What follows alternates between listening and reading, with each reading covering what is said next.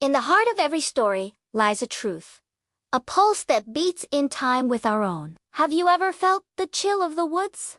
Even when you're tucked safely in bed? Imagine a girl, a splash of crimson against the emerald forest, a basket heavy with good intentions swinging from her arm. She is innocence on a well-trodden path, a daughter and a granddaughter, known to all as Little Red Riding Hood. The sun dapples through the leaves, painting shifting patterns on the ground, and birdsong is the only soundtrack to her journey. Her world is simple, defined by the love for her grandmother and the familiar path that leads to her door. But the forest is older and deeper than she knows. And not everything that watches from the shadows is charmed by a child's song. A new character enters the scene. He is not of the sunlit path, but of the deep, tangled woods. His eyes hold a cunning glint, and his voice is a low, persuasive rumble that seems to vibrate in the air.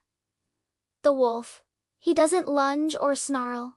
He speaks. He asks her questions, his words curling around her like a gentle mist, leading her astray, not with force, but with suggestion. He speaks of flowers, brighter and more beautiful, just a few steps off the path. A small detour, he promises, a harmless moment of delight to add to her grandmother's gift. And in her innocence, she believes him. While she wanders, gathering a bouquet that will never be delivered, the shadow lengthens. The wolf, taking the shortcut he never offered her, arrives at the grandmother's cottage. The story takes a dark turn. The familiar cottage transformed into a stage 4 deception. When Red Riding Hood finally arrives, the door is ajar. The room is dimmer, the air heavier. The figure in the bed is her grandmother, yet not. The questions begin, a catechism of growing dread. What big ears you have! What big eyes you have! Each answer from the wolf, cloaked in the grandmother's nightgown, is a step closer to the terrible reveal. The final question hangs in the air, a breath away from the scream. What big teeth you have! And the answer is not a word, but an action, a lunge.